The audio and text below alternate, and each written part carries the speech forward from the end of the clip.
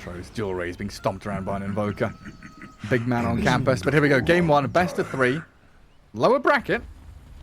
So last chance for these teams in this series to stick around in the qualifier for DreamLeague Season 27. And of course, one slot for Eastern Europe with a ton of teams vying for that one position. Kalmychata taking on Inner Circle. We'll find out who's going to get the upper hand in Game 1.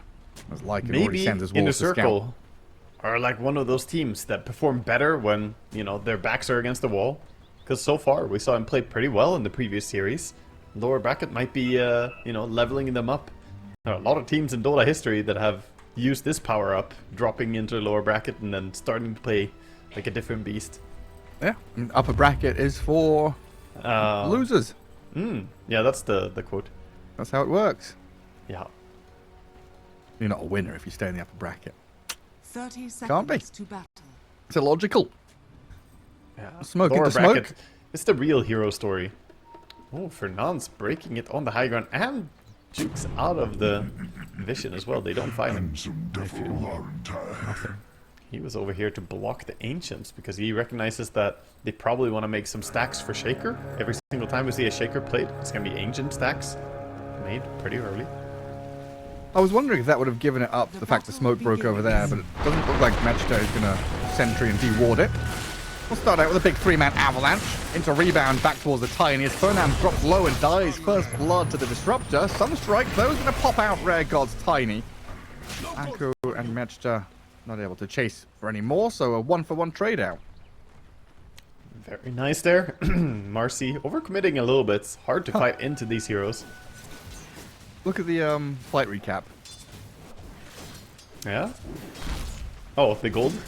The gold, 421 gold each. I guess because Invoker was involved. Yeah, well, that's pretty funny, but it's the matter of having more heroes gives you more gold in Dota. So Yeah, even though First Blood was one way, I would not have expected it to be an even trade though. That's crazy. Me neither. That's what I opened it. I looked at it and I thought, am I crazy? No, I needed a second set of eyes to take a look at it. It's literally one of the things in Dota where the more heroes you have involved in a kill, the more gold you get. There's more gold produced per player involved. The pie increases in size. It's not just yeah. I think that's a weird way for the mechanic to work. It used to be the other way around even. Solo kills used to give you extra gold because you 1v5 someone or you know you went in alone. I guess it's one of those things that is like kind of forcing people to intuitively play together. It's one of those things like speeds up the game, right? You play tight, you play together, you play active. You want to be involved in kills. It definitely increased the amount of team play that we see. The more you incentivize players to play together, the more it's going to happen. And then we get to see some nice combinations instead of just one guy dominating the game with, I don't know, Storm Spirit killing everyone alone. There's a lot of nonsense going on in these side lanes. A lot of wave dragging. And bottom lane, we've already had fight in the forest as Marcy's tried to drag waves away from the Troll because we know that Troll Warlord is a domineering force in these lanes if you're allowed to play the 2v2 heads up. And then top lane looks like Tiny, Lycan, double melee into a Doom and a Warlock that also don't want to play the honorable straight lane. They've been trying to drag things around. It does mean, though, it led to a death of Fernand's Marcy down south. Disruptor and Troll still very good heroes at chasing people, catching them off guard, and maybe even getting a second kill here as Norma tries to heal himself with a Shadow Wave, barely gets under tower. Will stay alive, but doesn't have any more regen to play with. One tango is all he had and he's used it. Yeah, he's incredibly low right now. It's gonna be hard for him to stay on lane. However, the mana pools are looking pretty sad on Radiant as well, so they kind of need to fix those. That's why we see the Couriers coming out, the clarity on one of them, at least for Disruptor. And mid lane, didn't talk about mid lane too much, so right now Shaker kind of doing Shaker things, 11 and 3. Nice assets, but on the other hand, I think Invoker's handling the lane very, very well, and this lane does get easier with every level that passes for Invoker. Yeah, I honestly do not miss the double Wraith Band business that we used to see from Invoker, where you know, he gets to like level 4, level 5, double Wraith Band is like, okay, lane's over, no one can face against him. Now instead it's more back to the cool Sunstrike, popping people in side lanes kind of build.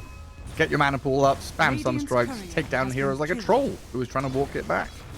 Yeah, I mean, the double null talisman is really enabling him to throw these sunstrikes frequently, because they are pretty costly, 175 mana for a sunstrike, but if you get a kill for it, you'll easily pay that.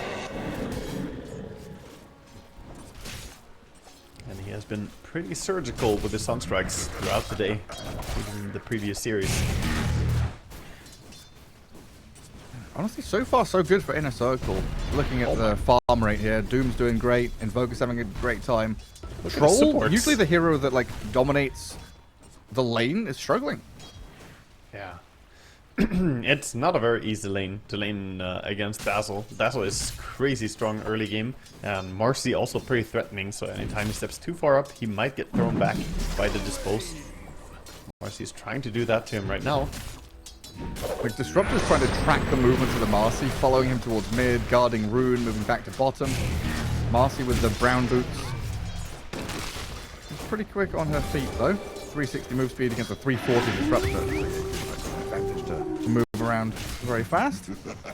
Big auto attack damage coming out from the Doom, just smacking down on the Tiny. Tiny sadly doesn't have any armor, so you take a lot of damage coming out from Doom already, and then you amplify that with the level Pain. If he's higher level than you, 25% bonus damage. When you have 0 armor, that's not a good thing. And the level in Tree Grab here, I always find this interesting, because we used to see Tree Grab level 1 from +4 Tiny to trade hits with like Rubik or whoever. Yeah. But recently it's been skip Tree Grab, go for nuke damage, toss people back into a hero to kill them. Is it just like Lycan doesn't offer you that same threat? I still think Tree Grab is a mistake. Okay. You know, I had a guy recently, you know, playing in, it was like a 13 or 12k more average game, and he went for a Tree Grab, but we horribly lost the lane. I was playing +3. I wish he had mana to use his abilities. Oh, and going onto Lycan, throwing back in. The small camp stack is cleared, but losing your Lycan for that, not worth it. Like, Tiny will be happy, but Lycan will be very sad. Imagine if he had Toss. He didn't have Toss. He could have maybe stopped the rebound even, toss Marcy away as she tries to bounce in, but no such plays available because of this tree. Yeah, it does help him stack at least. Hell, he could have even just tossed the creep camp. Oh, and just killed it faster. My god. What when Norma trading blows down bottom under tower. Going 1 for 1, while over at the Ancients on Radiant side, Earthshaker. Oh! You walked into the wrong neighborhood there. Ethereal going to take down Flacco, and look at this Marcy as a tasty morsel as well with the Enchant and the Fisher. They've got it all lined up. Large camp stack just obliterates them through the Echo Slam. It feels awful, man, when you walk around the corner and you see all those creeps and then see Shaker pop out. You know, there's no way out of that one. Immediately gets blown up. So at first it's like, oh, are we worried that they're going to contest the stacks or they're going to come and steal it? Earthshaker, not worried. Yeah, it's almost like a double-edged thing where, oh, you want to contest it, but if you do, you might just die. At least it's just a support, and he didn't clear the Ancients with his ulti. True. But Shaker's still very happy. Absolutely. They've still got to pick up the pieces in these other lanes, though. The Troll and the Lycan, both lagging behind in the net worth, and it's not going to get any easier with the Sunstrike and the Doom thrown his way. Rare Gods goes for the deny and successfully takes out Woe, but the dive is going to continue now as Yowai and Norma chase in. Disruptor and Tiny both slipping off to the left. I swear, I got surprised for a second. I'm like, wait, you can't deny against Doom, but of course, the Dazzle Poison Touch makes it deniable, so it was reminiscent of old times. Mid, the dive. Oh, that was close. Nearly had him. Now a glimpse back under tower. Dual raise. Getting killed by Disruptor? Hell yeah. I don't know whose tree was placed there. I guess Earthshaker put a tree to try and hide? Yes, yeah, it was Shaker's. He planted it when he tried to run away, just to get some fog of war to run away under. So, overextension by dual race. Nice attempt, but does get punished. Bottom with the catapult wave. This looks impossible to defend for the troll. He's trying to get the creeps away, but catapult and the range of these heroes, they just can't bring it down. And if this is game 1, already the speed and tempo which both these teams are playing is pretty impressive. Trying to find weaknesses in the armor, moving forward, playing aggressively. Now TPing into mid to deal with the Earthshaker, but he had an illusion rune. Gets out of the cold snap, turns and slams. Avalanche comes in, Invoker's in trouble. Dual Ray's about to drop as Rare Gods and Mechta both arriving on the scene of the crime to kill off the Invoker and the Warlock. Big plays from the Radiant. Just another touch here should do the job. Come on, Fisher him down. Oh, damn, the coordination is there. Playing around their Shaker, enabling him, and now going on to the Marcy, who came back, but she bit off too much. I don't know, the Dazzle's here with the Grave, long range, with the projection. And he's going to save the Marcy, get a kill on Tiny, but it looks like that's going to be that. Still running. Strike. Pops him! This is never ending! Kill after kill. This fight has lasted the last 4 freaking minutes. Now Dazzle's the one who's been run out by Troll. Marcy comes in with the dispose. There's the battle trance though with the rebound over the high ground. Norma is still trying to run back towards the Marcy with the tree plate down. Tries his best, but Troll with the Ogre Frost Mage just run him down. It's sadly not gonna work. Trying to disjoint the Troll. He's just gonna run you down. Very, very easy for him to lock onto a target. Yeah, there's this thing where Troll gets vision over his target as well when he ultis, so, you know, the branch play, never gonna work there. Yeah, you cannot juke him in tree lines. Marcy should have run the other way. Become the target. Yeah, she kind of hopped away and left Dazzle to die, honestly. It was a not very supportive move by Fernandes. Yeah, no pick-me-up. He was hoping both of them could get to safety. Meatball dropped onto the Earthshaker. Doom is trying to sprint towards him. He's very quick on his feet. And Champ Totem's going to hold him back, though. What has he got? Speed aura from the Kobold? Yeah, Doom is very fast with the phase boots and the Scorched Earth. Dire's top tower is under attack. Quick at moving there and quick at moving back to his lane as well as he's thinking about getting some farm. Tiny is right next to him, but too high HP pool to really go through with a quick Doom and Infernal Blade. Is under attack. He's going to steal one of the creeps from Midas. Even with all this, like, aggression and anger, it doesn't feel like Lycan has been able to recover a whole lot. Hasn't been actively involved in anything, but he is slowly getting towards that Helm of the Overlord. He has his Dominator, of course, already. Yeah, he needs it quite badly as well. Lycan kind of just having a silent and slow game here, sit back and farm. But the rest of his team is getting active. Shaker now with the Blink Dagger, moving together with Tiny and the Disruptor. Pretty serious gank. Just has to be careful about the Warlock turnaround potential. They kind of have to go on Warlock first. They see him. There's no downtime. Just non-stop run at you. Echo Slam appears to have no cooldown whatsoever. Earthshaker sees heroes, goes in, ultis them. Now Anku has got involved, got himself a double kill. The Lycan picks up a core and a support. That is amazing for him. Not only do they find a nice pickoff entering right on the Warlock, but now they get the Lycan back in the game. Allow him to have the space, and Shaker is still going to be happy. Like, sure, he didn't get any kill, but kill involvement is still pretty good for him. Experience gain. And super nice to create this pocket of safety for Troll to be in. Working on that Battle Fury, needs a little bit of free time with all the noise and nonsense away from him.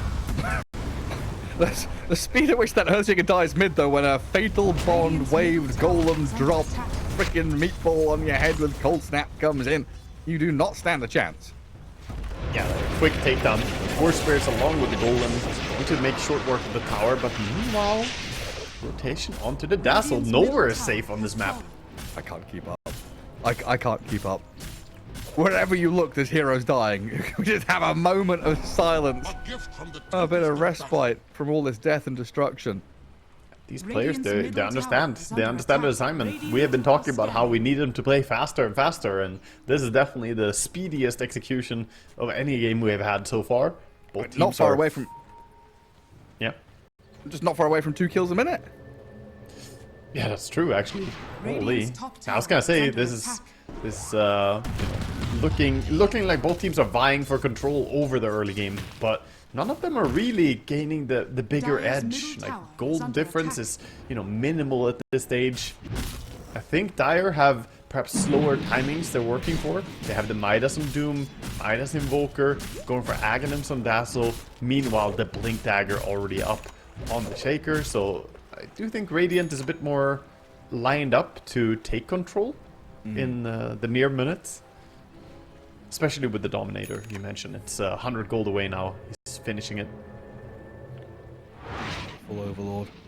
I also saw Marcy trying to figure out what she wants, because there was a moment where Helm was queued up thinking about that Helm of the Overlord. But it looks like Fernand's now deciding to go BKB to try and synchronize with that later timing you're talking about and match up with, you know, Invoker Aghanim's, of course, is going to come faster, but having Invoker Ags, Marcy BKB, plus the Doom with Radiance is a pretty huge timing.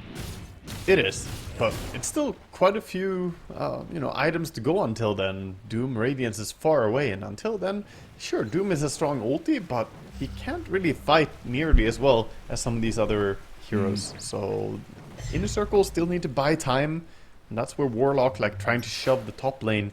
I can understand him wanting to do it, but he's in danger already. Sure is. All he wants to do is go and bond and heal. Big glimpse. I've got the vision. Just about catching him. With the howls of damage from the summons, Anku picks up his third kill of the game after being very quiet in the first 10 minutes. He's now 3-1-8, involved in 11 of the 14. Yeah. I mean, this is always going to be the case. Lycan's kind of cheating, because you press Howl and you just become participant to kills that are happening far away, right? Fake Zeus. So, yeah, he's cheating. The KDA of a Lycan player is always going to be insanely high. But yeah, I mean, especially if we want to be looking at, Roshan or Tormentors, or these high priority areas of the map where there are choke points and staircases. I also kind of lean towards this Disruptor Tiny Earthshaker trio to be able to control those zones a little better than Inner Circle. Like, yes, they've got Warlock and Invoker, but these heroes need vision, information, set up to get it done. Static Storm and Field on the Invoker, just thrown at dual raise to see what would happen, see what sticks. No overreaction from Inner Circle, which is nice to see. They are still ready to fight here, though, as the Warlock's going to get glimpsed back into the summons of Lycan. Trying to rebound and help him out of here, but the Black Dragon is just too much damage. Doing 200 a hit, shapeshifted up and charging forward to dive under tier 3s. Is Fernand's alright? Yeah, by the tier 4s he will be fine, but this is disarray for Inner Circle as they're just being cut in half. They've got the Earthshaker all locked up, though, with big damage dropped on him. Rhaegor's now falling to your eyes. The Doom comes and clears up house. Good kill to get on the Shaker there in particular, but getting the Tiny as well.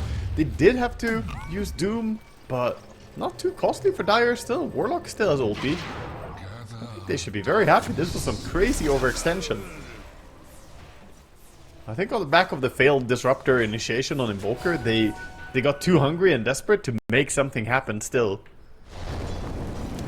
I was feeding off the confidence of the Radiant. They're diving, they're looking strong, looking good. I forgot about the existence of Doom completely. And of course, I didn't take into account that Troll Warlord was AFK jungling. He was not involved at all. Yeah, he was not connecting. He did clear Ancients during that, but, maybe if he ran over there, he could have taken the tier 2 tower, or perhaps even helped try and win the fight. Marcy, with Invoker behind him, Marcy's going to turn onto the Woe Troll. Battle Trance got used, so he's staying alive and trying to life steal up, but the Grave comes in. He's healing. Static Storm dropped. Woe is healing, still up and running, but the damage coming too quickly, denied by Anku, who then picks up the kill on Fernand's. What is this game? Is the chase on now? Can we go shapeshift forward? We can. Lycan, the Hungry Wolf is coming for you, and Warlock is a tasty meal down in the river. No, Flacco. Run, Flacco. He's evading and dodging with a Sister's Shroud, but Brother Wolf is coming. No, he's not diving for it. Does not want to overextend one more time. This time backing out, respecting Invoker. Crazy game. There's no doubt about it, though, that Kalmychata are the ones who are bringing the tempo into this game. I mean, Tiny nearly has Blink as well, and that's only going to increase the tempo. We've also seen a couple of fights where Earthshaker has been, I guess, mispositioned and been caught before he can Blink Echo and surprise people. But this time around, he tries to go for the Blink Echo on Marcy, immediate counter reaction with the Invoker Tornado, and Earthshaker's game is just going from hard to bad to worse to what's going on. Yes, kind of surprising, honestly. He was having such a good game, but over and over, they kind of extend into heroes that turn around really, really well. We see a Dazzle now with the Aghanims ready to fight. The Invoker has had good positioning as well. He's got the Midas and Aghanims. Sure, they don't have some RP or Chrono to set up a crazy Cataclysm, but they do still have some potential. Even just landing a Marcy stun, he might Cataclysm off of that.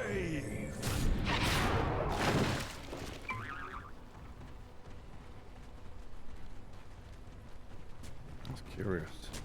So Earthshaker's going to blink into Yashikai's normal stuff. Eon Disc is queued up next for Earthshaker though. Some kind of combo breaker here to try and protect him. Tiny starts out on this Invoker. Glimpse in the toss back. Static Storm dropped as well. Troll can open up with a bit of damage, but the Grave comes in from the Nostril projection. Now Troll's been doomed and disposed.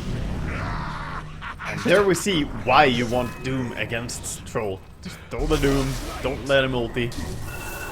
I can't really commit into this, and Dazzle will be fine unless they go with more. I mean, Lycan's in there. There's the Tiny. He's munching on supports.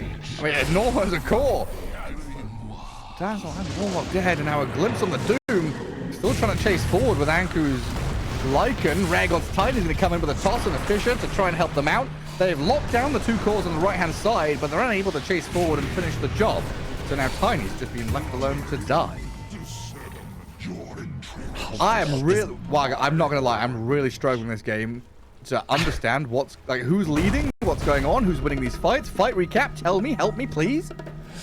I mean, okay, so if we look at it like this, they lost Troll on mid.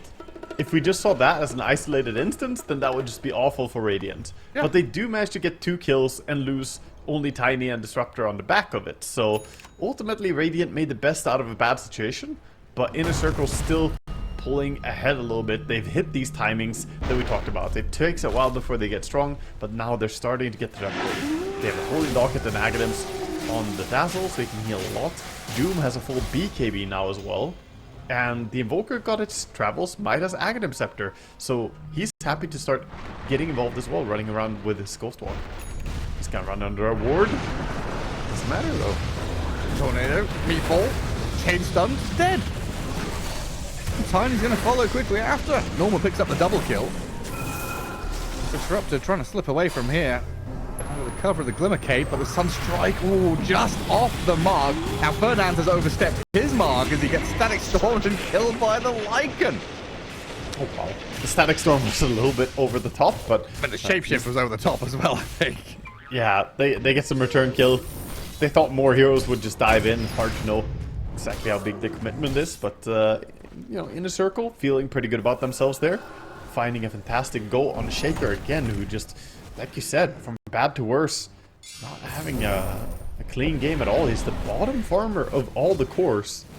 Not where you want to be as a mid. Yeah, I want to come back to this item discussion, because he's going for normal stuff. The Eon Disc is kind of weird to me against an Invoker and a Doom.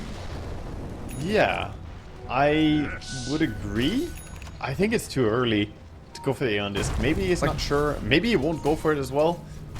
I see a few other items that could be nicer. Yeah, I guess, for example, like, why not BKB?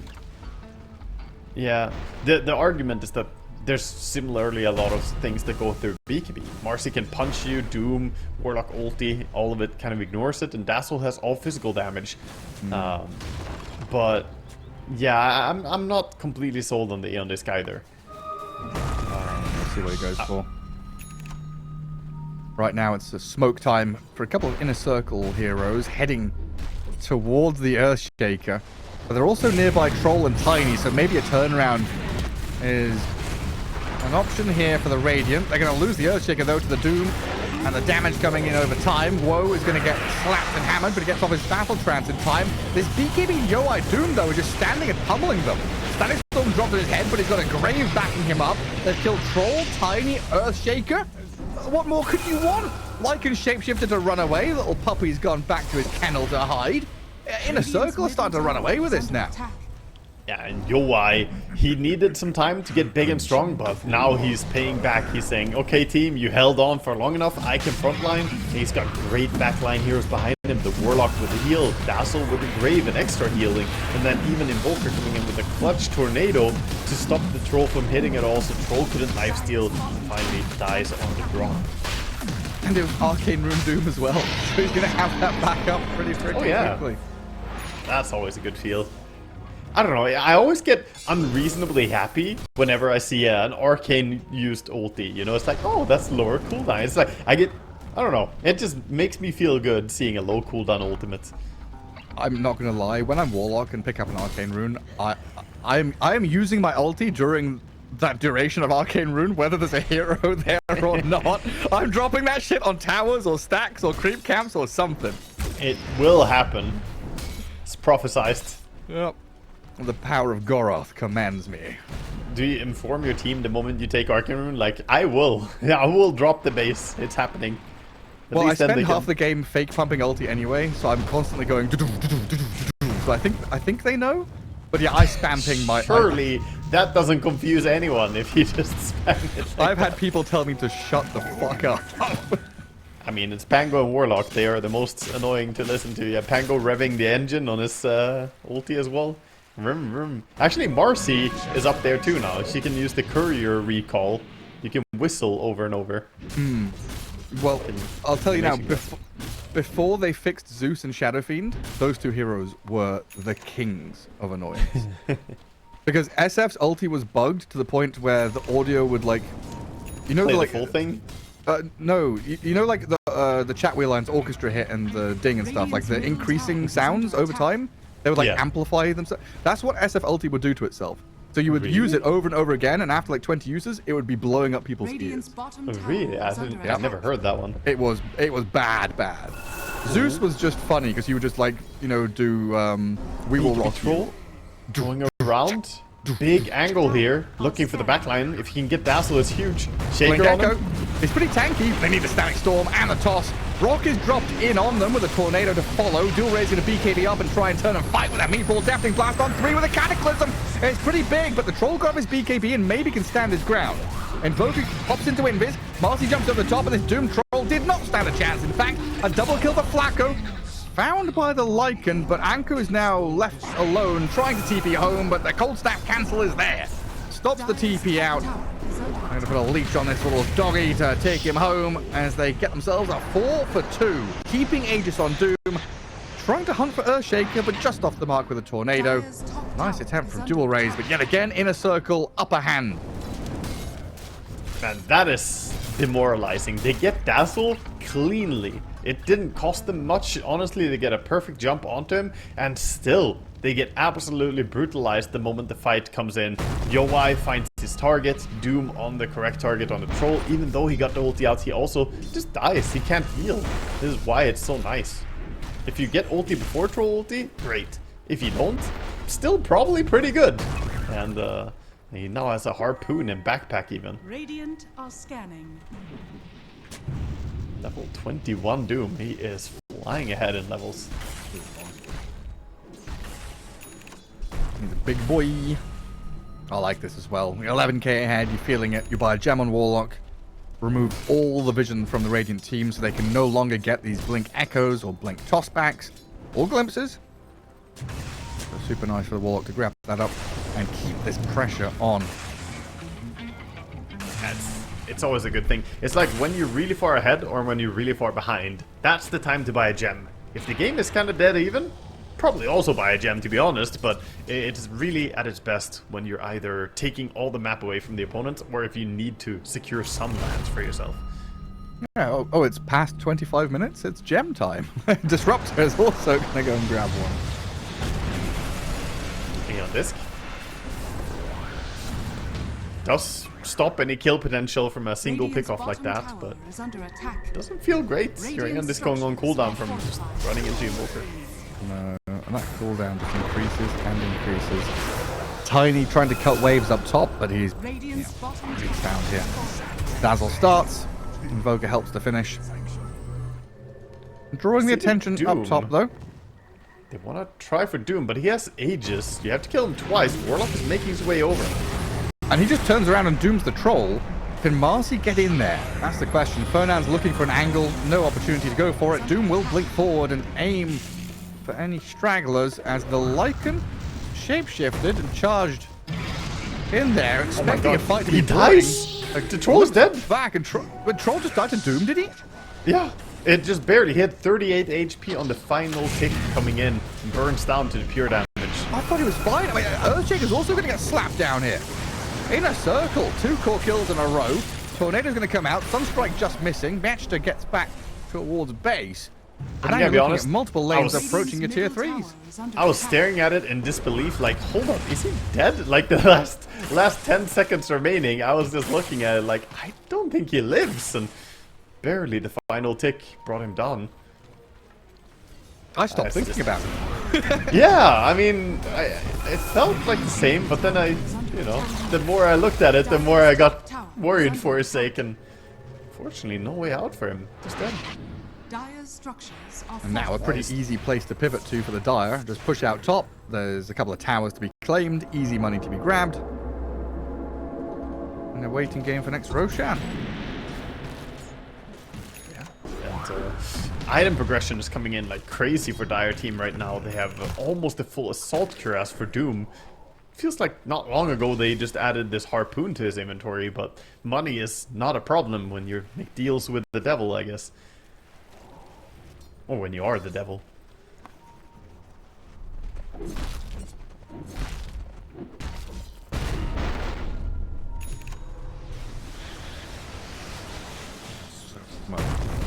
Another smoke coming out as Doom is off cooldown. Warlock ulti is available. They have everything they need. Even have vision on the Lycan right now.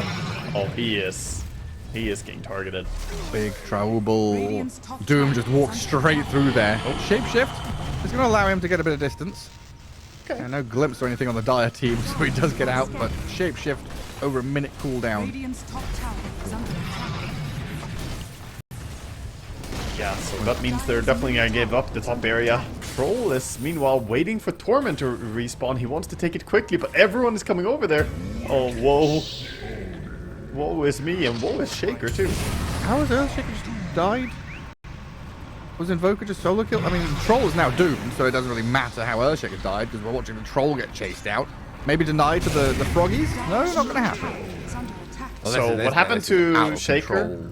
Looking at his death summary, you got Atos first. They trigger the Aeon Disc with the Rod of Atos and auto attacks. Then use the Tornado to dispel the Aeon Disc. And then comboed him with a Meatball on top of that. Well, actually, not even Meatball. It was just Ice Wall and Sunstrike. But still, clean kill from the Invoker. And now Cataclysm for Scouting. Vision. They see the tiny, but damn sure. Red Gods gives them a couple of spells, but don't even bother popping you on. I mean, they don't have like a Magnus or a Faceless Void, so sometimes you just use it as a Zeus ulti scouting, right? It's the same kind of mentality. Pop the Kata. They see the Earthshaker on that same ward they saw the Lycan with. Invoker's hunting, Marcy's coming. Ethereal. Links to the right, the Doom is waiting for him over there. Dear Lord, he smacks. That was without Doom, by the way. That's just auto attacks, and he hits hard and fast. My goodness. 192 plus 192 damage. That is very satisfying. Perfect number. No, it's ruined. Who gave him damage? What is this bodyguard did? There we go. Now it's good again. This is one of those games where it feels like Dire have 2 cores and 3 supports, and the Radiant. I mean, I honestly don't even know what they have. They've got like half a core. They have issues to deal with. They have a carry from hell to kill. And he's currently more farmed than your +1 and your +2 combined. That is a problem. Yeah, I mean, I guess they're looking at this and thinking, hey, we've got tossbacks in towards Fountain and tier 4s. We've got Blink Echo. We've got a Troll Warlord who can get in there and do stuff. They've not gone for Aghanim Disruptor, though. You know, understandably going for this Lotus Orb to try and protect the Troll a bit against the Doom. Yeah, but is still. that protection even? It's just returning the Doom. Doesn't mean the troll is gonna live necessarily. Yeah. It's nice, it's cute and all. It gives you a dispel against Fatal Bonds too. Marcy guy gets countered by the Wolf, but Dazzle is nearby. It's mid lane, they see the Doom. They toss the Doom into the Echo Slam. Brought him down to half health. No BKB either for him, but there's Chaotic Offering dropped on their heads. The Doom Grave is saved up by the Dazzle. GG called. Get out of here. The Doom brings it all. The moment that Grave came out, the GG was faster than the blink of an eye, man. They're like, nope, okay, we lost. That was the last-ditch effort right there. Amazing game by Inner Circle, just dominating performance. So nice and calm and sweet looking. And you got this big bulbous blue toad just like blah, blah, blah. I'll take that. Funny Beatrix riding on different Mortys.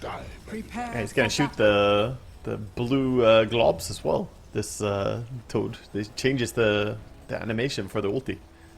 Oh, Lager, come on, you got to pick it up. You got to argue with me. That's not a toad. That's a gecko. I mean, honestly, I don't know, man. It's a little lizard. It might be a horse, you know? It's a He's riding it. It's got four Kez. legs.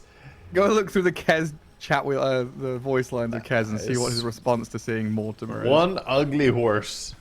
One ugly horse. Oh. It's one of those things I learned quite recently, actually. Like, all toads are frogs, but not all frogs are toads. And all tortoises are turtles, but not all turtles are tortoises. Did you know that? What 30 in the... seconds to No? Do you care I about d- that at all? No, of course not. I mean... now I know it. Now I know. No, I always thought like turtles and tortoises were very clear, separate, distinct animals. Tortoise on land, turtle Right. in water. But apparently That's how I turtle is like the family that tortoises belongs to. So a tortoise is a turtle, but a turtle is not a tortoise. Oh, so I'm it's not like a sub-genre within Yes. it. Okay. Yeah. So like all toads are frogs, because frog is like the big umbrella family name or species. I don't know what the genus. So if or- you call a toad a frog, you're not wrong. correct, because a There toad we is go. a frog. Yeah. Yeah. But if you call a frog a toad, that's racist. That's a sin. Yeah, of course, of course. At that stage, you done messed up. So I've actually messed up and called it a toad when I should have just called it a frog because I'm not sure. Or I should just call it a reptile, maybe? I don't know. A little snappy snap. But anyway, got Dota 2. Dual Raze against Ethereal, mid lane, DK versus Puck. We've already got this bending, curving orb jaunting all over the place. Trying to secure last hits as early as possible because this lane is not easy for Ethereal. Yeah, I mean, it's gonna be tough for him. An uphill battle for sure. He'll do his best to harass, but Dragon Knight just sustains really, really well against Puck's harassment and eventually usually wins the last hits. As a courier, gets Miss Micro a little bit. I mean, Fire. records. Trying for the deny. I just dead. Came across, put a sentry down in a small camp, tried to contest the pull, got the curry kill, then dies to Warlock, level 1 with Fatal Bonds. Yeah, that is just really not supposed to happen. Snapfire, you know, she can struggle against Warlock, but you're not allowed to feed him kills like this. Nope. That's 200 bonus experience in the Grimoire. Also, a very good indication of not leveling your spell before you know you need to use it at level 1. Right? So often you see Warlocks level Shadow Word. I'm going to Shadow Word and heal. A lot of the time, Fatal Bonds is just a better spell. Yeah, that's true. It is very, very nice for the extra damage you can get out in a lot of scenarios. Rare Gods is gonna pull the creep wave though. Shenanigans. And drag it away from them. Don't lane into the troll as often as possible. And then down at bottom lane, Dire's top tower so is far under so good for the Mars, 10 and 2, life dealer 9 and nothing. And they've also got the Radiant Wave in front of the Dire Tower, so very good spot for Inner Circle to be in. It's a good spot for them. Also, it's just Kobold spawn on small camp, so unfortunately, it's not going to be the best camp for Jakiro as he goes for a single pull. The Kobolds do nothing, man. They don't deny any creeps, they don't kill anything. Especially with the they should- Flag Bearer creep, it's just garbage. They should buff the kobold somehow. The only thing they're good for is getting eaten or getting dominated, right? You have the kobold's pimp with the movement speed. He's so good, but Or the getting rest of them alchemisted. yeah, or griefing your jungle farm by disarming you randomly. Yeah. I had a suggestion for. We talked about this not long ago. I can't remember what my suggestion was, but it was probably a stupid meme. Maybe kobolds. They should take the mud golem passive and give it to kobolds instead, and give mud golem something different. So when you kill a kobold, it splits into more kobolds, like a clown car of kobolds. I like it, but hear me out on this one. You know how they always have on like Birmingham or something, they have these drinking camps for whenever he raises his goblets, you know, every time he drinks from a cup. What if there was a thing that every time he drinks from the cup, if his family is nearby, they get a buff, you know? Like a permanent. The kobolds get stronger and stronger the more they can drink. What kind of buff? They become Evasion. invulnerable. Evasion. Evasion? I don't know. They get drunken brawler. I think they should get Radiance Burn. And, and then they're able to self-pull. They pull themselves by aggroing the enemy wave. They self-stack the jungle. They aggro enemy neutral camps and stack it. Here we go. One step further from the automated dominator stacking. It yet again. Nothing saying that my idea was good, but nothing sacred. A bushwhack into Spear down bottom's gonna catch the Jakiro. Mietch are gonna turn though with Woe's Lifestealer munching on the Mars. They're gonna kill Jakiro but might lose Norma here as he tries to get through the creep wave but does not succeed. And at the same time, Yowai has taken down rare gods in the top lane. Troll and Warlock, full HP, plenty of resources, and Radiant are struggling up here now. Yeah, we knew it was going to be a hard lane. The Lycan is pretty much entirely useless on this lane. So yes, it's the Snapfire dying, but that's more the symptom of the problem. The problem is Lycan. He does not lane against Troll. He straight up can't. Missed chance is too effective against him.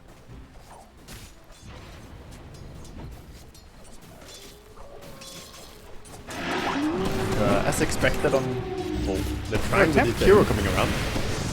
With the Jakiro, the minus armor, the wolves, and the damage, Yowai's dropping low, but he's got lotuses and stick charges to play with, so pops back up to 300 health. And now we need another round of spells, which is still on cooldown, but with the wolves there, they are able to close the gap. And Flacco? Kill. There's a lot of creeps on him still. They could dive him, Glyph up the creep wave. Any friends? There's no friends coming. Blanco, yeah, just gonna get tagged by all the spells and finished off. It does go down pretty rapidly, and using the combination of the Howl plus the Snapfire Little Shredder is a ton of damage.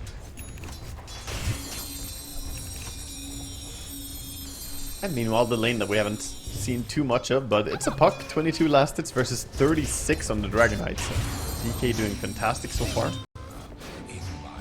Dire's middle tower is under attack. Flacco, yeah, get stunned up. That's relentless.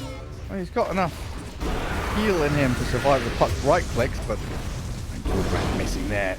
Allows him to slip away. In the meantime, the Hoodwinks move top to play with the Troll and kill the Lycan while all this action is happening mid. And the speed, it just builds up and builds up. Yeah, it's nice. I mean, these teams are playing really, really good Dota. The activity that they're getting involved, they're not just accepting, oh, we have a bad lane on Lycan. Instead, we see multiple heroes moving over there, trying to shift that balance. And now, with DK ulti popping, he's gonna go mid. Kill the puck. There's the combo. DK into the Hoodwink chain stun. Plenty of damage to kill off the puck. And yeah, it must have been such a massive wake-up call for Inner Circle in their first series where they were playing. You know, I made the comment that it felt like Team Spirit-esque, where they were playing slow and steady, farming till like mid to late game, and looking for one of those, you know, big team fights where they make one sweeping move, take control of the game, but realizing that the level of competition here, you know, they are not Team Spirit in comparison to the other teams and players, so they've actually had to pick up the pace and play that tempo, matching the meta that's developed so far in the qualifiers. yeah, everything developed. It also would be safe to say that it would be old Team Spirit, right? New Team Spirit even getting active pretty early, generally. Seeing them move with the carry, joining for the 6-minute runes and stuff like that. So Dota is in a very active place right now, and it's very good for you to be the ones capitalizing on that. That's why we see Lifestealer as well, making his move down here. Yeah, I mean, Going through the gate. Not in a comfortable spot laning against Mars. We see top of the net worth Mars having a grand old time, but Lifestealer now can start playing active with a cookie to put him in position onto Flacco. Does finish him off. Now Yoai, we've got some stick charges, but no level 6, so no battle trance. Trying to slip away with the whirling axes and defense of the tower under tier 2. He's all right, even turns to give Regots a couple of hits. Meanwhile, we see the Jakiro getting run down by Dragon Knights. Some damage was being dealt back by the puck, but couldn't stop it in any way. It's also crazy to me how much damage Lifestealer ulti does with this facet. It is so absurd. Level 1 ulti, and he sat in that dragon for quite a while, by the way. The max damage is if you do it immediately. But he waited for like a good 30 seconds before hopping out. It did 450 damage. Jeez. Level 1 ulti. That is so much. That's kind of insane. Yeah, Mid lane, Arena Spear, Ethereal dead. This is not an easy putt game against this Dragon Knight, Mars, Hoodwink. They've got chain stuns for days as long as they just connect the first one. The second and third will come. Radiant's middle tower I had to look it up because I'm, curious about it. So, Laguna Blade is 500 damage, Damn right? it, I was literally going to ask you, what is Laguna Blade damage? I was thinking, it must be close. Yeah, it's 500 damage, and that's less than he would have done if he immediately popped out of the dragon. And this is AoE damage on a 10-second longer cooldown than Laguna. It's absurd. The power scaling of this thing is wild. It's crazy. Yeah, you don't expect to take that much damage from a base boots only lifestealer. Funny little hero. I was just looking at as a Reddit thread comparing the models of the Dota 1 and Dota 2 heroes. Looking at Lifestealer is so funny. Dude, he was a melee creep. He was just a dire melee creep. He was straight up smaller than them as well. He was like a tiny version of it. Puny little guy. Some of those hero models are so funny. I mean, I loved how some of the neutral creeps were straight up the same model as the like the Ogre hero Magi. itself. Yeah, and then they added the sleep command, so you could make your hero have a sleep animation. So that People did classic on clip. Ogre. Yeah, you've seen it. Just go into the camp. Pretend you're napping. You should kill the ogre in the ogre camp and then take his place and fall asleep next to him. And when someone comes to farm you, they realize that, hold up, that's So a hero. It's so good. We're missing some of that stuff in this. I wish like, Monkey King could do that same kind of thing. Just go and turn into a centaur in the camp. Dire's middle tower has fallen. Well, a bit of calm as we've seen a couple of towers get knocked down. And no real pivot into the enemy area. And Troll's going to clear one wave top and then dip pretty quickly into jungle. Lycan, Snap, and Jakiro taking that northern jungle under their own control. But it feels like Inner Circle, Blink on DK, Mars, almost at Yule Scepter. They're getting close to being ready to just sprinting towards the finish line. Yeah. Like it feels like they've shut down Puck enough to just go and run at Ethereal a bunch. Yeah, the moment they get some of these key items, the Blink on DK already important, but once they get the Yule Scepter on Mars as well, I think they're probably gonna start turning up the pace and just create space for Troll to sit AFK and farm. Yeah, I would imagine so. Radiant's bottom tower is under And there attack. will be a bit of a power spike where they have their key items and Lifesteer does not have the Radiance. Yeah, really pivotal here. We get Helm of the Overlord for the Lycan, which is now 600 gold away. And Lifestealer, I mean, what is he? He's 400 away from Relic, but 1700 away from the full Radiance. Fernand. With a DK and the Warlock, easy pickings down in that river. Wrong place at the wrong time for Dire's middle Jakiro. tower is under attack. But yeah, this also reminiscent of what we've seen before, people working on their Helm of of the Overlords. Kind of playing it slow ankle. Just wants to build on this Lycan, get stronger.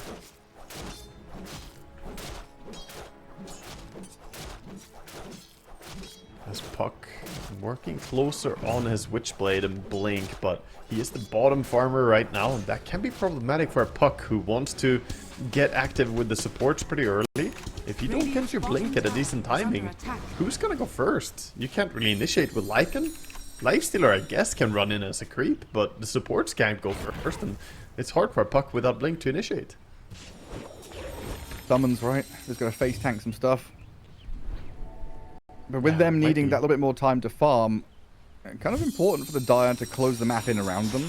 Like, top has been vacated because it's a bit spooky for anyone to play up there. Mid lane has been left alone, and the Dire are starting to get some damage onto that tier 1 bottom lane. What did they golem down here? I think they tried to just kill the lifesteal. No, he was top still. I don't know. Maybe just had an Arcane rune and got a push. Maybe he did. I'm kidding. There was a regen rune. I think he just wanted to try and take the tower. Doesn't want downtime on his ulti, I guess. Kind of weird though. Not able to connect it into a kill. Normally you want to ulti into a kill into push, but his golem is actually gonna die here to Kiro. Trying to drag the wave around. Interesting. I think maybe we just missed But that certainly takes away their chance to open up the bottom tower. Because now without Warlock ulti, Radiant definitely want to defend this.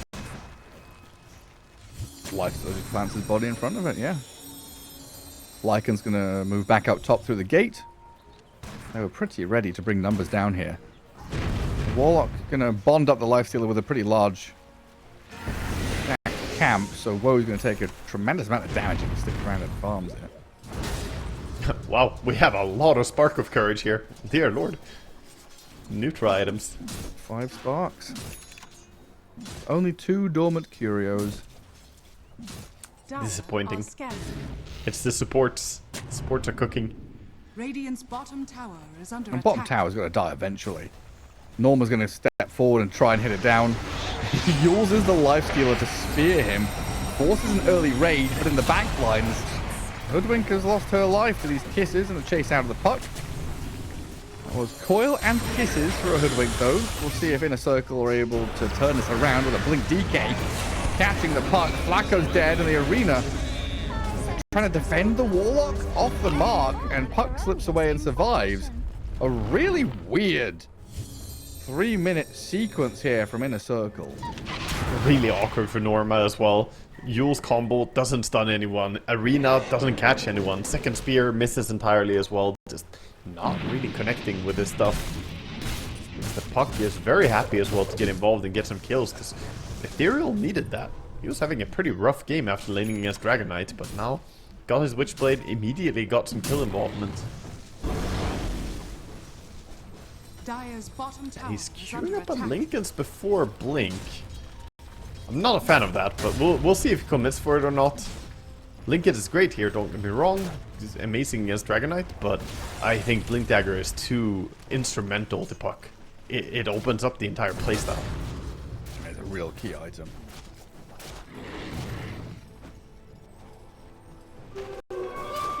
Well, while all that nonsense was happening bottom lane, Troll Warlord has made great strides towards his BKB. Battle Fury paying off big time, and top 3 farmers are still Inner Circle core heroes with a mild 2k lead. Nothing really spectacular. I am a fan of Norma going for a pipe after the Yule Scepter as well. I think that's going to be amazing for mitigating a lot of the Radiance damage coming out, and the Puck damage, Kisses, Macropyre, all this good stuff. You can block it with your pipe. Lycan has seen the Hoodwink up top. Fernand's trying to set up here with some vision to play with Warlock and Troll, but it's all been scouted by Wolves and Summons. He knows everything. Well. It's one of those awkward things where like they know that he knows, so you're just gonna leave. They're like, okay, this is probably bad. Yeah, there's even Vision watching the Warlock meander back up towards the gate up top. Mars gonna shove out the bottom wave after coming through gate. But plenty of these lane wards and deep hidden wards, giving some much needed vision and information. Like bottom lane, the Radiant knows exactly what's up with 2 heroes down there. Lifestealer can feel pretty comfortable just farming jungle, not really under too much pressure. So a ton of catch-up time here for the Radiant. It felt like it was going to start heating up big time with his Blink DK, Yule's Mars, but whiffing that bottom fight, not able to connect in any meaningful way at mid or top either. They're starting to look at like Roshan as the big objective to come up next. Yeah, they popped the smoke now though. I think at least Jakiro might drop to this one as he's hanging around mid. Oh no. Oh no, buddy. Bushwhack misses. They don't have a blink to get on him, but might not need it. The turn onto the troll though. Coil and kisses. No battle trance. Yoai's dead. Flacco in trouble. Wolf comes in, slices him down. And Warlock dropped his ulti in on this. All they got was a kill on Jakiro. Really awkward, and that's gonna immediately turn into Roche as well. This is what I meant that playing Troll against Puck is a bit risky as well. One simple silence, and he could not ulti, cannot delay the death. Now they're immediately in position to take a very big objective. Getting this Age is gonna be amazing. Dual raise. In with his BKB, blinks in towards Roshan, tries to TP out no. now though, because Roshan's not even dead yet. I respect it, but that was super costly. Not only did he die, also used his TP before that, but he also used his 9-second BKB for this play. Ooh, that's a real setback. They can't make anything happen when they respawns now, so this is completely open map. I actually love the choice of putting the Aegis on the Puck here. Lifestealer is not too scared. He doesn't feel like he gets bursted that easily. Lycan definitely doesn't need it. So now Puck can be the one to walk in and scout things out, yeah? Doesn't need Blink yet. Let the Puck lead, yeah. Flacco going in deep for some warding mission. Oh, runs into Jakiro. I think he knows. He has a sneaking suspicion about what that was about. Coil snaps. Mars trying to protect Flacco here and actually might succeed in getting him out of danger. Well done there, just to snap the coil and run. Trusting, respecting your Mars to protect you. You know what would have killed the Warlock? A blink on the Puck. Yeah. He's going for the Lincolns. He's got it now. Immediate gate up to top. Troll and Mars. Going to deal with the Black Dragon first, but the arena. Lifestealer's inside of it. He's going to rage and walk out as Fernand lines up the sharpshooter to try and tag up the Jakiro. So shapeshift, arena, a couple of spells being thrown and used. No real casualties here though. As Inner Circle yet again try something. They're trying to get out on the map and do stuff, but this doesn't feel like the same team we've seen the last couple of games and series. No, it really doesn't. And Inner Circle just showing a lot of resilience now in the lower brackets. They scare off, or sorry, Inner Circle, you know, get scared off here. And that means they go straight for Tormentor themselves. Go and grab that. Shard for Jakiro, through the Twin Gate to regain that map control and push out bottom lane. Maybe even find the kill on Hoodwink, who did just walk past that Radiant ward, which expires. Gonna have to try and reach him though. That's the problem. Puck can very safely push the lanes, but doesn't have that big ability to reach anyone yet. Needs 1800 gold for his blink. At least he can play very aggressively. He will definitely want to push this tier 1 tower bottom.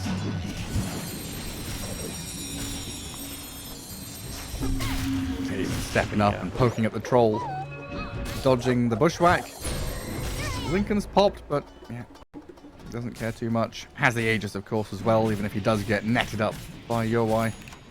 I mean, this is big. If he can play like this while they're playing the rest of the map, Jakiro's just jungling, Lifestealer's pushing top, Lycan is farming jungle as well, and Puck is meanwhile forcing a tower. This is what an Aegis can give you. Just the confidence to go for these moves. And Dire, kind of just looking like a bunch of question marks right now. Not sure what they're about to do. They have smoke ready, so I think they want to smoke with the Dragonite, look for a pickoff. He's gonna take the haste rune. That's what it's felt like for the past 7 minutes, though. So they're going to smoke and go find a pick-off, get a kill, but there's so much room has been given But it feels like it's been handed to the Radiant They're here. under a ward. They're gonna get punished. The Dragon Knights. That's BKB, but This is cancelled by the Bushwhack. Little boomerang and a sharpshooter to jump down to low ground. Dragonite goes in with his BKB, aiming for the Snapfire now. Arena down, trying to zone out the Lycan summons, but this Troll Warlord is being annihilated. Turns to this Battletrance BKB to try and get a kill. Rare Gods will fall. In the meantime, though, Flacco has been munched on by the wolves, and Yoai is stranded here, isolated and picked off by the Radiant heroes. vision difference. Very good observer and sentry. Revealing at first, seeing the movement from the Dragon Knight coming in with his haste. Things just fall apart for them as the Snapfire sat in a really good position. Dire's top tower is under attack. Now we're looking at 4K lead. Lifestealer just puts himself up on the front Top lines, tower has fallen. shoving towers, taking map space, and they can just pivot towards mid-tier 2 now, it looks like. There's a fresh wave arriving. Wolves are in the lanes. Dire's middle tower is under attack. Yeah, this Troll hero feels very feast or famine. It can dominate games, but sometimes it looks so useless, man. He ultis and runs after Radiant Lifestealer who just runs away, doesn't give him anyone to hit. It really feels like there is Dire's a, middle tower has I don't know, fallen. a severe communication breakdown, or like something's gone wrong. 'Cause we've not had this culmination of perfect execution Inner Circle have been showing.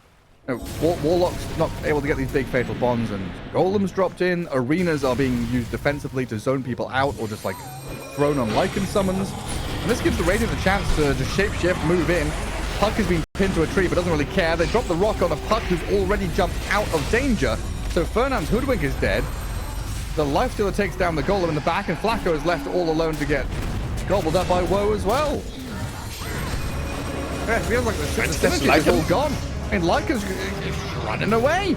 Troll has used BKB. They've popped Arena, and they are just tail between legs trying to hightail it back to Fountain. Mars is going to make it there very quickly as he dies. 50 seconds on the sidelines. They've got a fresh wave arriving on a tier 3, knocking on the doorstep of the Dire base.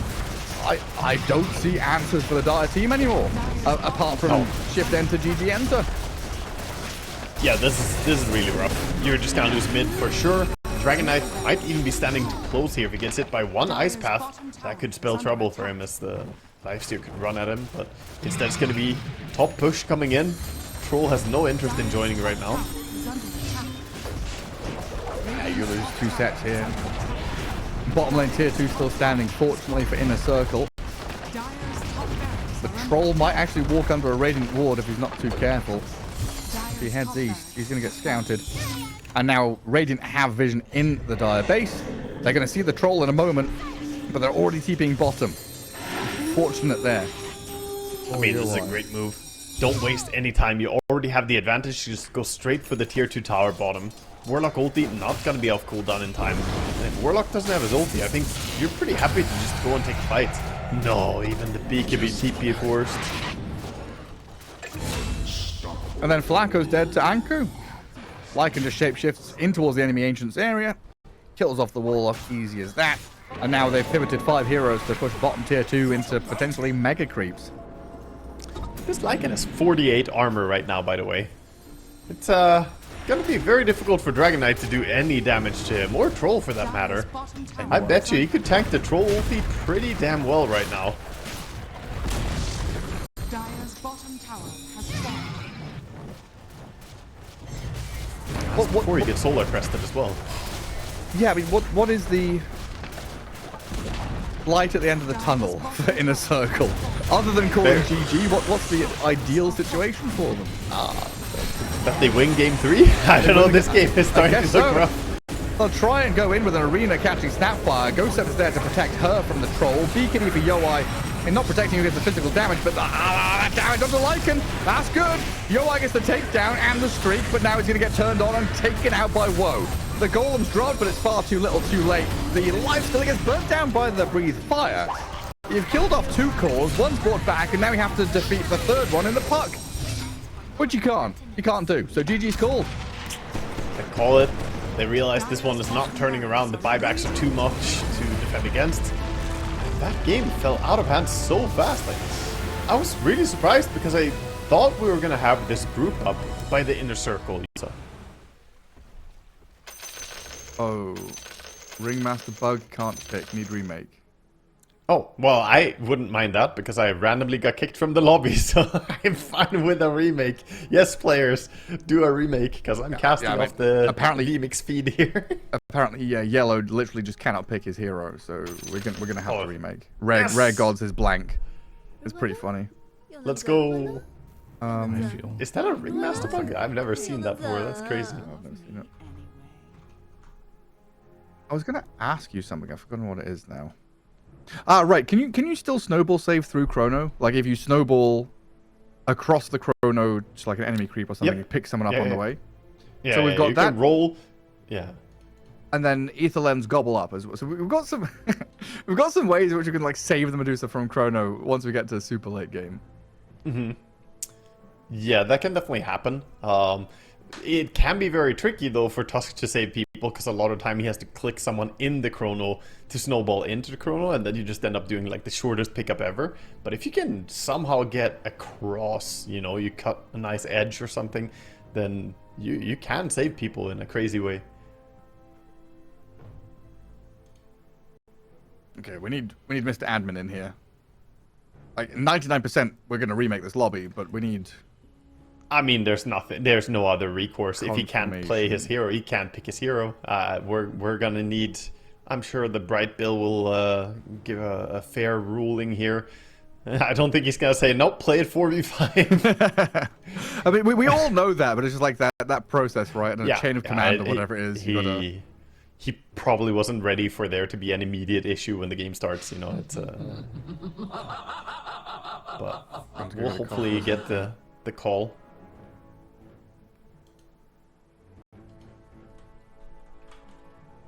I bloody well hope so. This game's going to go the distance. We're here. You know, it's going to be a 48-minute game, maybe 52-minute game. Yeah, that's your prediction. Yeah. Faceless Void will get to the disperser. I'll say actually, I think Radiant lose at 36-30. That's my call. I'll make a claim because I think they're going to get stressed out. That's quite late for Medusa. 36-30? Yeah. It's pretty. Yeah, I mean, yeah, true. We've had a lot of games end at around 25 minutes because Medusa has like 3 items and that's GG. Yeah, it's like minute 28 or whatever. She's got those Manta, Butterfly, whatever. Just runs down a lane with 4 people behind her. And in this case, she's got very good heroes to sit behind because they're all teamfight heroes, right? Everyone here has like save or magic damage or big teamfight spell. You know, the more I look at it, the more concerned I am. They have 3 cores that are basically all right-click heroes against Medusa. Melee heroes, yeah. And they're all melee. And Medusa wants to buy Butterfly anyway, so I think Butterfly is going to do an amazing job countering all of them. And even Golem from Warlock does not really enjoy when there's evasion. You know, it doesn't have True Strike, does it? There's no. Even on the smack, it doesn't have a True Strike proc. So no, he's got the like immolation AOE damage, which will still be there, but no True Strike. Yeah, but then it has to like the powerful fist slam, right? Isn't that still a thing? Doesn't it still have the proc? Or did they remove the proc? The flaming fists. Yeah. Either way, no True Strike. Resist the cobra, little bird. But yeah, I mean, this is a very unfortunate bug. I wonder what it is that causes this one. You just can't pick your hero. It might be the same thing that kicked you out of lobby. There might have just been some little disconnect, and then like the weird shit happens with netcode, right? Where if you disconnect at the wrong time, then you reconnect, but you reconnect as like a different entity. So maybe like he's in the lobby, but he's not in the lobby as the player in the yellow slot. He's like somebody else, a ghost. He's stolen identity. That's what happened to me here as well. No, I honestly just look over and I'm just outside of the lobby, and it's like I didn't get a message that I was kicked. I didn't leave the lobby. It's like, why am I not in the lobby? Like you were for sure there in before, because I was the last one to join the caster slot. Right, I don't know what the delay is. Do we want to go on a break until this is sorted out? I'm happy to sit here and talk about nothing. No, that's also fine. I'm just like very confused about. This should just be an instant remake. No, like I don't get why we're sitting here and waiting. To be perfectly honest. Yeah, I mean, they're gonna have to get the lobby going and pick their heroes again, so maybe it's best. Maybe they're talking to Blue. Ethereal is just like, I don't know if he didn't leave the game, right? He just disconnected. He hasn't actually left. I think he may have immediately gone. I think he may have assumed that, you know, this is a clear-cut case, which... Now he's in trouble. Yeah, now it's like, you crossed the street on a red light, sir. In Germany, that's a An big eternity of offense. embarrassment. I mean, what they do here is, especially if there's children around, Germans. I mean, I guess I've also caught the disease as well. Like breaking rules in front of children is a massive no-no here. Like you're teaching the children a bad lesson, especially crossing the light on a red. People will shout at you. Like think of the literally, like think of the children. What are you doing? Even in like big cities, kind of thing. Yeah. Like from my experience, it's always like people respect the rules a lot when you're in like smaller towns, but then you go to the big city, people literally just go.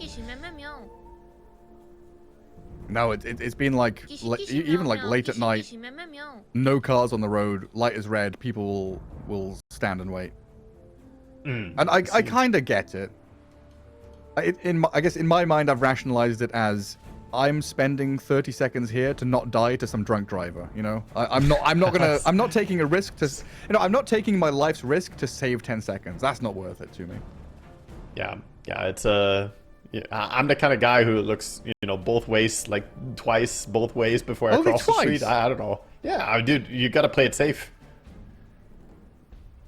Oh, interesting. The game doesn't think I'm in a game. There's no. I don't have a leave button. Leave game button. The lobby was definitely buggy. The game is really buggy. But yeah, I think we'll go on a break and come back once we're in the lobby and all set up, because something is wrong. Like, I'm in the game, but I'm not in the game, so I'm restarting my game. We'll hop into a break and come back in a couple of minutes. We'll see you on the other side.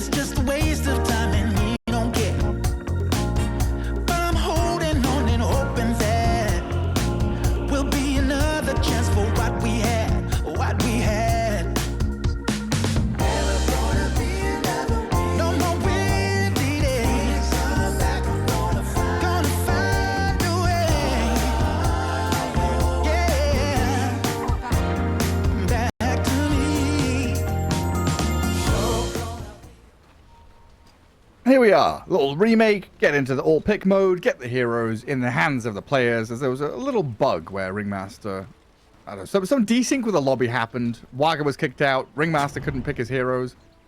Some weird stuff A going lot on, of things were honestly a bit strange there. I had no I leave don't game even know. button.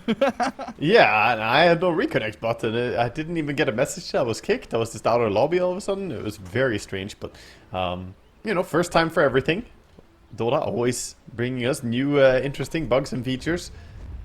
That's the thing, you know, you're in a game that's always in permanent development, things like that happen. We change the rules every once in a while. Something is bound to break. 30 seconds Oh, to battle. both teams smoking, but actually a bit of aggression coming in here. Kalmychata looking to go in. When Flacco's, you're going to walk head first straight into them. Tag team with the damage out of the Snapfire and Medusa.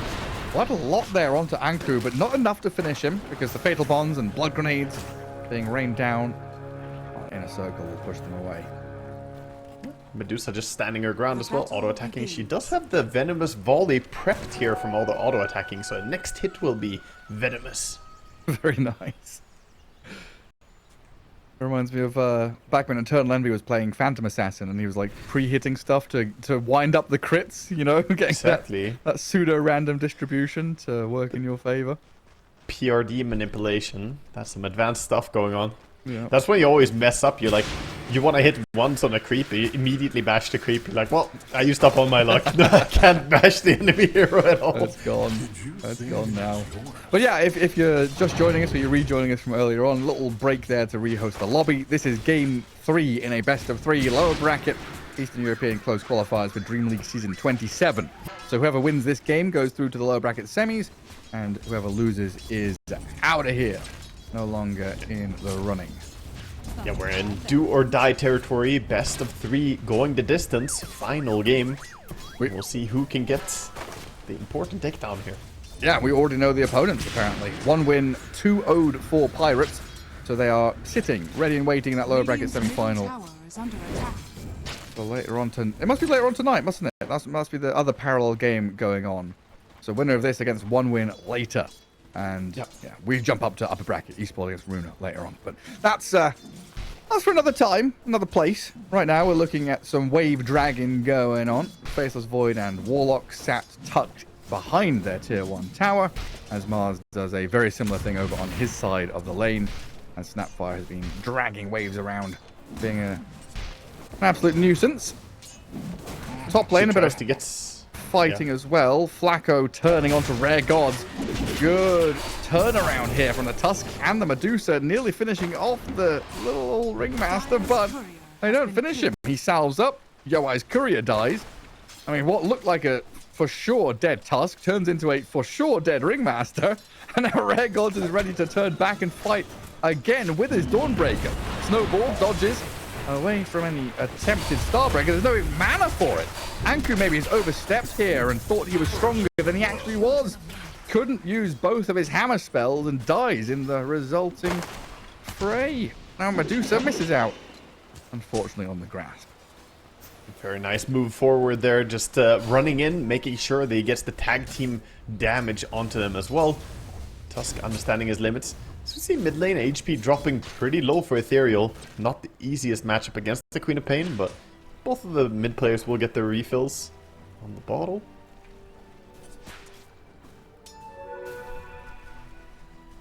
A scary sign, though, in that top lane already. Flacco showing off the moves with the Tusk, defending the Medusa, turning and fighting, and giving the Medusa a good lane when she already has a good game in sight. That's a fearsome prospect. Yeah, oh, Tusk committing, but he dodges Nice. the Starbreaker. Very nice move from Flacco. Sick snowball dodge, gets away from Starbreaker, turns and kills. And yeah, he's styling on them, putting on the moves. And at that point, what do you even do as a Dawnbreaker? It feels a bit awkward. What, am I not supposed to use my Starbreaker? You have to click it eventually. But Tusk, ready to dodge with a snowball. Very easy lane for him. Yeah, 5 stick charges, handed a Lotus, ready to go back and fight as well. As the wave is sat in a nice spot right in front of Dire, tier 1. Flacco is going to get chased down by the Ringmaster, though. Not dead. He's got Salve got that's the just salve. arrived. He's gonna heal up, and then he will join his Medusa and look for more kills. It's not really the hero that we normally say looking for kills. Like, oh, here goes Medusa. But Tusk really brings the best out of you when you're a carry. He adds that kill potential. He's gonna go again here. On to the Dawnbreaker. Oh, the Medusa initiation! The snowball dodge again. I mean, it's not particularly difficult to do against this slow-moving Starbreaker, but Flacco might actually die now. Pops the stick in the Lotus, survives the damage, gets himself back out of danger. And it just feels like they're winning this regen trade battle so efficiently. And Flacco might eventually die in the end to this Ringmaster and his daggers as they bring the Warlock up here to contend with his safe lane, dual lane. Yeah, but Warlock is here, but doesn't really get too much. Yeah, he gets a kill participation at least, so he gets 1 assist. But he can't threaten the Medusa too much. Dire's structures And you leave your Faceless Void alone against the Snap Mars, who are level 3. Mid lane. I mean, Remnant on the Quap. Turns. Kills. Ethereal was very close to death there, but the Queen of Pain overstepping. that's a big takedown as well. Him getting the edge on the mid lane gives him his level 6 timing as well. So he's a full level ahead of the Queen.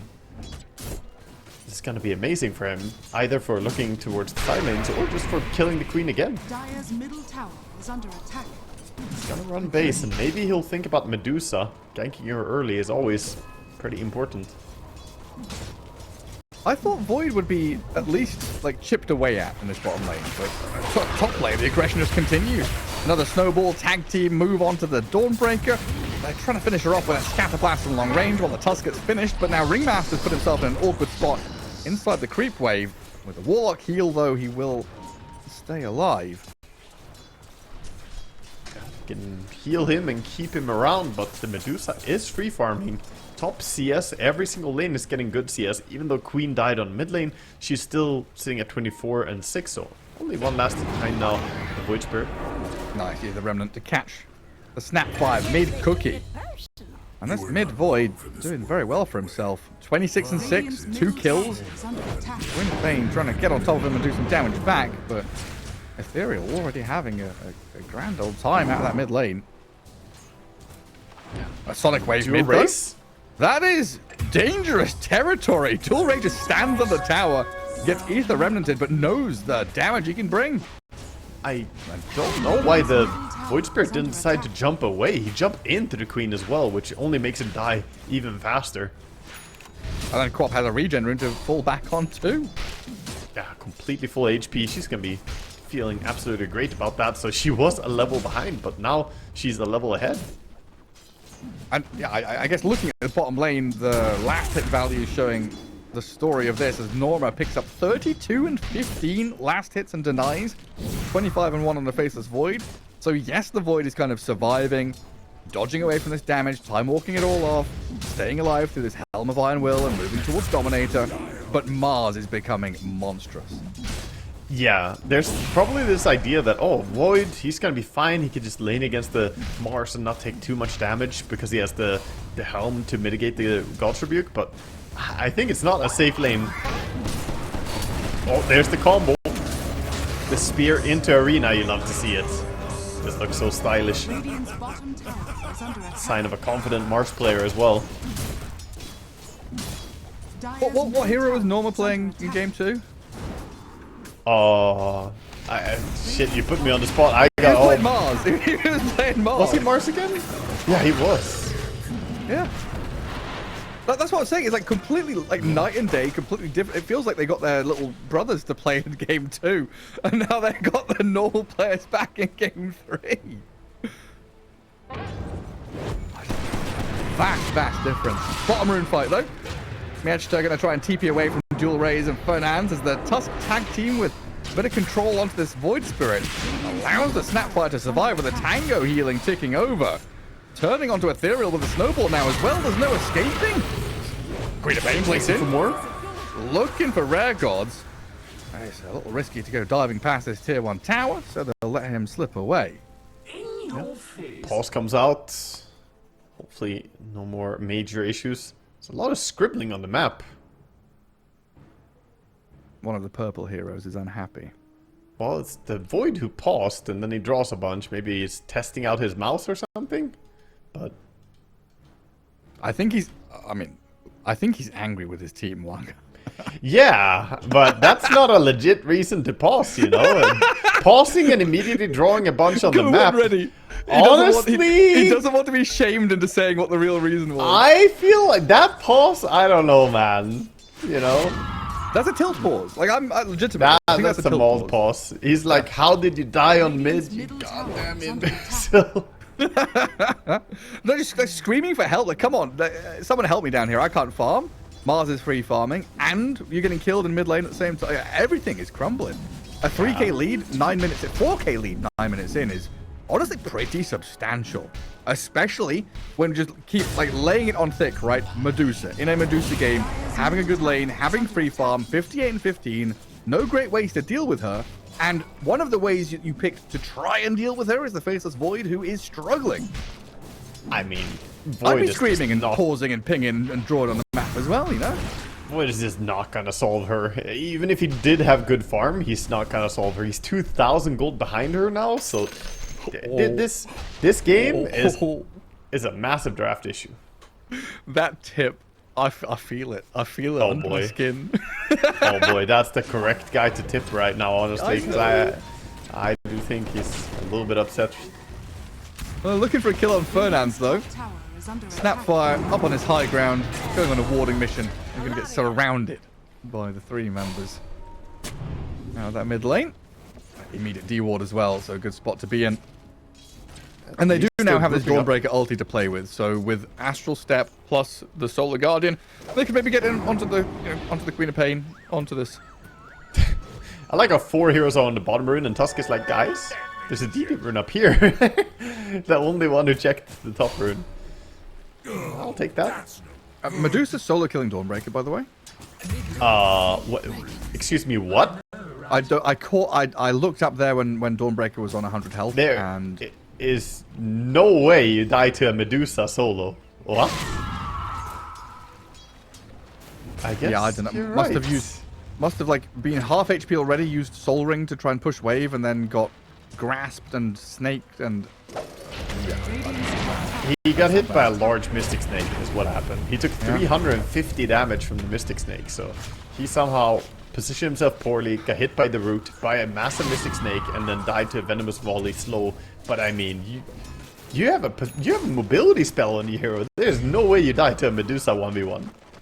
Or Solar Guardian yourself or something. Yeah, there's a whole lot of ways to... yeah, that's a rough death.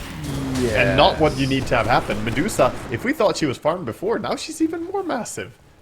I'm looking at the net worth right now. Numbers in general scare me, but these numbers are terrifying. She's got an ancient stack to go clear as well, you know? Yeah, even helping her out a little bit is Flacco coming over, giving tag team over, and just tanking a little bit. Very well done. So Manta style is pretty much done. It's like a 13-minute Manta, I guess.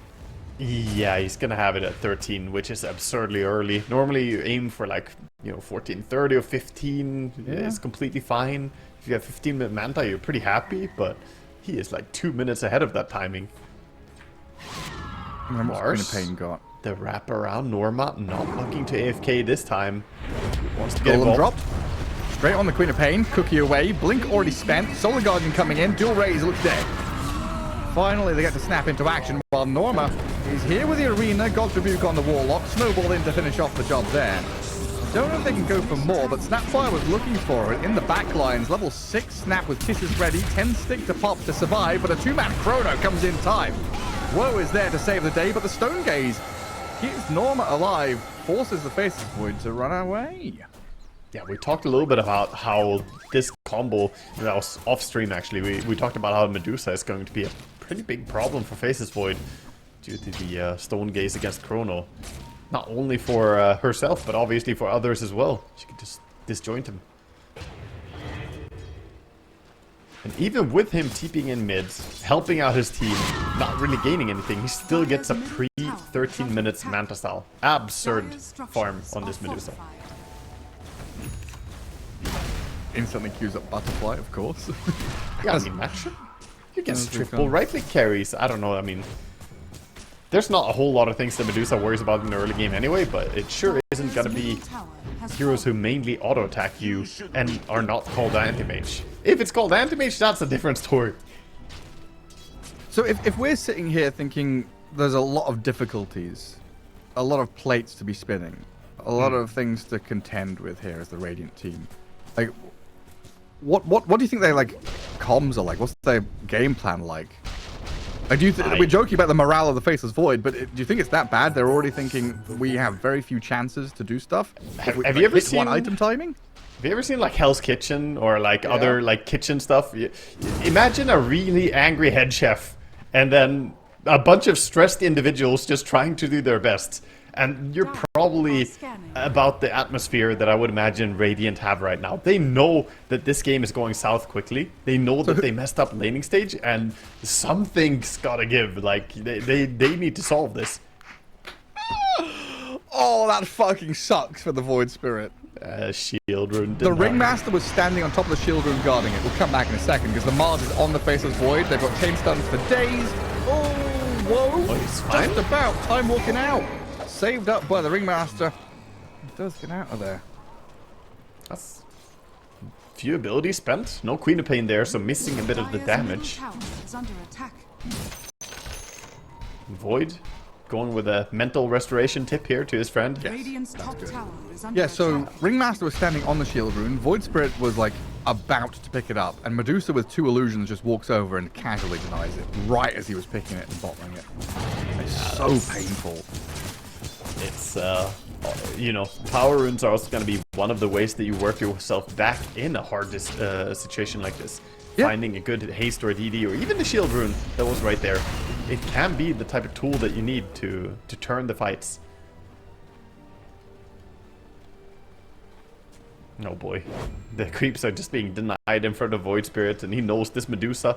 Not much you can currently do as she already has 3,500 effective HP from the mana shield alone, and then you gotta go through the magic stick on top of that. Right, so Ags on Void Spirit's nearly here. We've got about 600 gold till Ags on Dawnbreaker.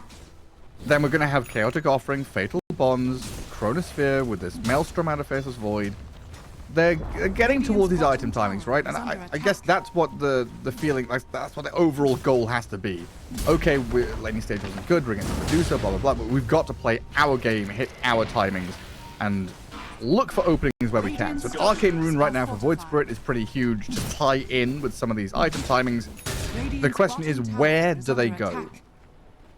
You know, I'm gonna call the one way that Radiant can turn this game around. They need Queen of Pain to die a lot. She's basically the one liability in Dire. Mars, not that easy to kill. He even have some safety going for himself, going for this Yule Scepter. But Queen of Pain, this hero is kind of known for getting ahead and then feeding, and oopsie doopsie, now the enemy team made a comeback. We're gonna have to keep an eye on Dual Race, because if he dies, that's how they get back into the game. Okay. Pinata. Yeah. All the candies drop out. Snapfire's gonna get found in the top jungle. Bottom jungle, the top part of it. Ethereal gonna snipe it out. That freshly purchased Aghanim Scepter. Yeah. A couple of times now, Fernand is kind of going on this. Yeah, it's the same ward again. That's twice now. He's gone toward that spot and been punished for it.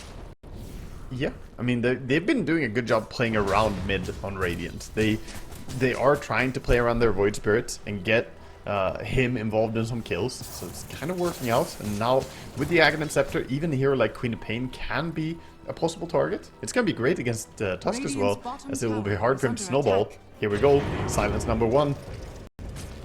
Misses on the Q though, unfortunately. Now then has to run away. Well, Arcane Rune all gone, spent up, and now he Yules into Spear. And catch the Warlock. Maybe some saves can come in with a Wheel of Wonder and the Solar Guardian. Rock drop. Mars in trouble. Chrono on the backside, aiming for the Queen of Pain as well. Dire lose 2 already, and Dual Raise has to blink away. Time Warp forward, not quite going to close the gap onto the Queen of Pain, but still a good turn of events there for the Radiant. Spending all of their ultis getting a couple of kills, and now exerting that into pressure on the map. Pushing mid, pushing top. Yeah, use your ultis, try and get some value for it. This does free up a nice time window where Medusa can just go and hit the mid tower, for instance, and start playing actively. She's very close to the butterfly. This is so early. We're 18 minutes in, he's 400 gold away. He's about to complete it. Like, honestly, like, I guess, in a realistic world, that's the best sequence of events the Radiant could get at this moment in time, right? Yes. Finding those kills with these spells, you know, Medusa's not there. They wanted Queen is the only thing. That would have been a cherry on top. It was good. They got 2 kills. Feels pretty nice. But Queen kill would have been enormous. Now, though, comes the question. You have cooldown on your ultis. What do you do? Yules catches the Void Spirit. He's just walked in to try and damage this Medusa. There's some saves out of Ringmaster, though. And he will dissimulate. He's got 18 wand and an astral step, so I guess he's calculating that there's very little chance he dies there. Still a scary moment where he just goes into the middle of 4 of them. Bit awkward for Yoai, though. He popped his ulti on Medusa, really hoping to get that kill. Now he doesn't have ulti, so pushing tower isn't as trivial as it would have been. Was jumped by Void. I don't think he cares about that, though. No, Void Spirits are jumping in, jumping out, shaking it all about, doing the hokey cokey. Medusa says, okay, right. Void is the target. Blink, Yules. Nice attempted Wildwing Hurricane, but this Norma guy, he switched it on now. He's doing the spear into arena play multiple times. Yeah, very nice. And has all the time in the world to set up with the Yule Scepter, of course, for himself. Tusk will realize that there's some vision as he gets jumped in Fog of War. He doesn't ping it, but I'm pretty sure he understood anyway. Don't randomly get jumped during nighttime like that. Can Medusa Going die? on Medusa. This is surely gonna backfire. She's lost a lot of her mana. In comes the spear, though. Solar Guardians are Getting arriving. her? Medusa's been finished off. They break through her with all the spell damage they've got. God damn. It worked out. I saw the people on the gate and thought, you know, for sure they're gonna connect and it's gonna backfire, but no, they get the kill, and this puts them in a fantastic position to take the Tormentor. Suddenly, a lot of hope is growing. Like a healthy little sapling, you know. We got hope in the Radiant camp. Yeah, I mean, surely the Medusa there is thinking, I am unkillable, I'm invincible. But when they're able to get into a position like that, and I guess Void Spirit doesn't need to hit the Medusa with right clicks, just needs to hit her with spells, right? Yeah, try and spam out the spells, try and prevent her from getting the Mystic Snake as well. The silence actually does play a pretty relevant part there, not allowing her to get the heal going for herself, or the mana recovery, which essentially is heal. Got it. And then we close in on Manta Star for Void Spirit. Faceless Void very close to Mjolnir. And all of a sudden, we've gone from domination, like sure victory for this Medusa and her team, to now, you know, question marks being thrown around. Wait, hang on, if she's actually Radiant's killable. middle tower has fallen. Yeah. Yeah, I mean, there was a few moments now that things didn't work out that well for them. They underestimated the Ringmaster on the mid lane, going on the Void Spirit, popping the ulti on Medusa and everything. They ended up not being able to burst him due to the box coming out.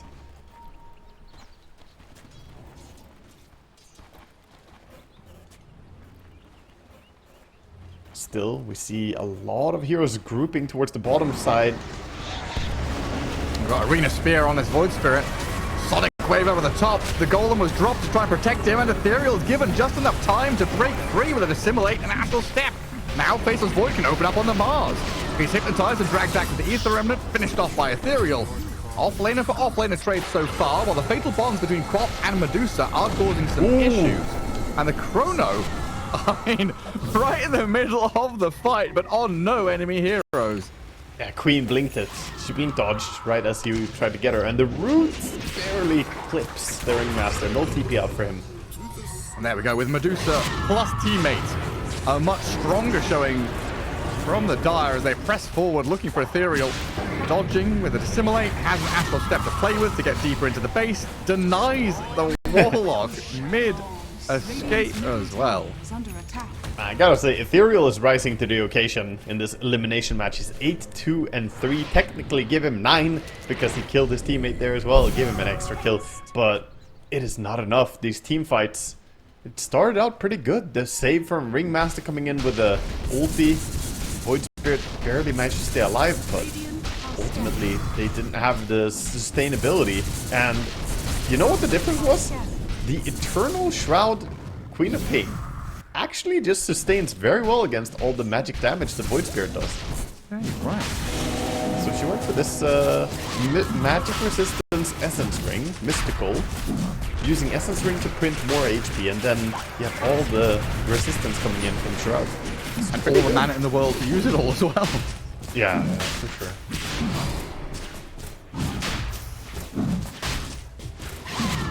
Interesting to see what he can do when he gets his Aghanim Scepter, so he actually has some damage as well, because for now the Queen doesn't do that much outgoing damage, but she also doesn't take any damage, so I guess it works out. Ooh, DD Rune. Void Spirit is heading over, maybe he can steal this now. She picks it. Medusa double damage. This Void Spirit could die. Yules? Into spear. Pinned against the tree. Rooted, but Manta, dissimulate, dodged off to the left. Scatterblast to slow him down, but he's just about slipped away. Pops the wand. Does Mars have more play here with a blink forward? He could catch, and God's Rebuke down the streaking Void Spirit there. Over a grand into the pockets of the Dire. Even with the, you know, unfortunate miss in the chain stun, he still dies. He was so far out of position, and that's where Mars was ready and waiting. And Medusa didn't even chase or go for that. She literally walked down mid, forced the glyph on the tier 2 tower, she was breaking through backdoor protection. And the rest of the team now smoking in towards bottom lane. Ringmaster sat behind the Woe Void. He moves forward, looking at this Snapfire as an easy target. Norma's going to miss out on the Arena Spear this time. A Yules into Snowball, delaying the death. But this Golem dropped in. Looks interesting as Miechta wants to try and turn it with the Crone Spear on a couple of supports. They'll get the kills. Reinforcements are arriving, though, with Mars and Medusa thinking about continuation, but they don't have vision. A Queen of Pain? She's getting gone on up top. She's maybe a little bit too cocky. Let's see if she gets to safety. Pretty tanky, but yeah, where does this blink into go? Dawnbreaker. Oh, Starbreaker off the mark. Time dilation is there, but the TP home looks successful. Oh, he had cooldown on W's. He had to start with Starbreaker, but misses because of it.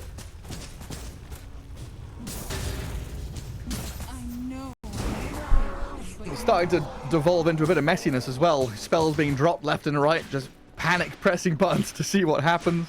Golems being launched into snowballs. And Radiant trying to pull out all the stops, using all their ultis, but not getting that much in return.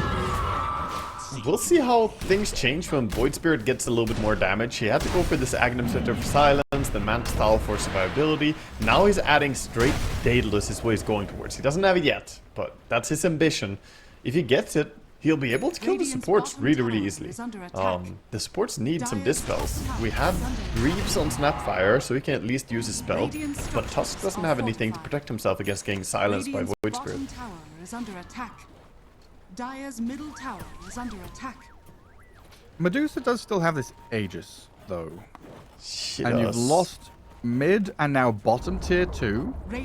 So kind of an easy position for Dire to play through top into Radiant Ancients. They've already warded it up with Flacco's Tusk moving across there. But it looks like the line is being drawn saying, hey, we just bridge the gap between mid and bottom and just go high ground minute 27.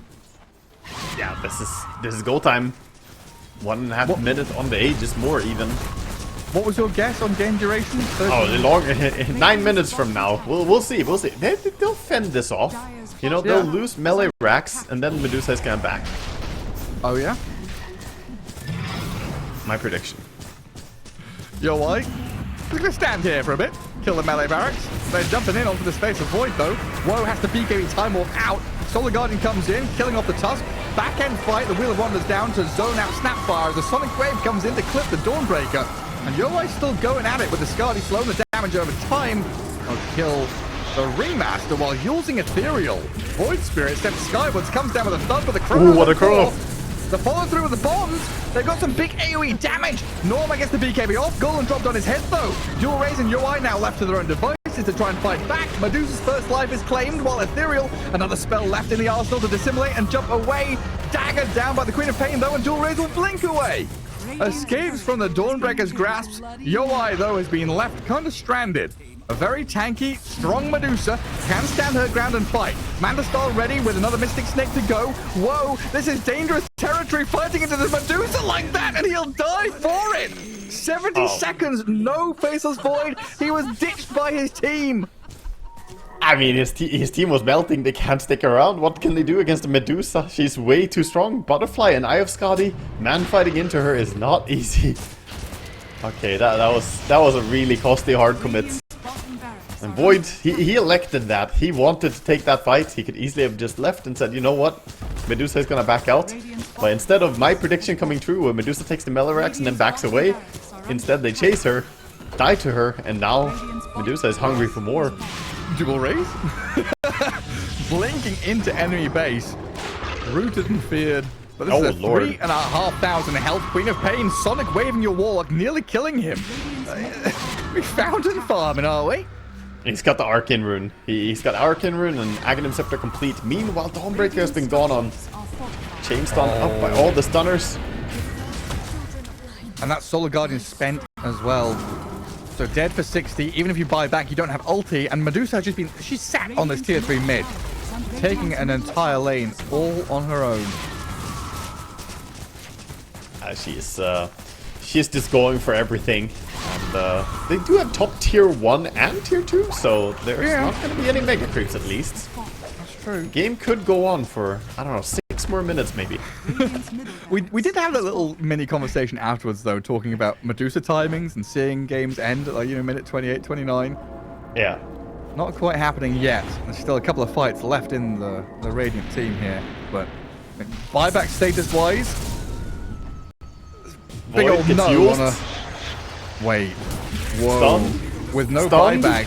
Getting chain stunned up. Punched and cookied and destroyed. Oh, it was beautifully done. Staggered that chain stun perfectly. And Void, he didn't BKB the Yules. He could have BKB'd the moment he got Yules. Didn't say, you know what, I don't want to die here. But he held it. The greedy boy even stayed on Agi treads. He could at least have pressed his treads to strength, Gareth. I mean, now he's dead for 50 seconds. And this train has no brakes. Radiant's top tower is under attack. Mega creeps are inevitable, it feels like. Queen of Pain's going to jump in on to the Void Spirit. Wheel of Wonder to try and offer protection, but the Spear and the Kisses coming to land on in. Flacco's there with a punch on an illusion, unfortunately. The real Ethereal's going to dive away now, but they've lost their Warlock. And in comes the Mars and Queen of Pain to start fountain farming again. GG called by the Faceless Void. He's had enough. It seemed that way from minute 7 onwards. Yeah, GG, and that's gonna be it. So Inner Circle, they power up again. They take another one like Highlander in here in the low grounds, in the lower brackets, just taking life after life.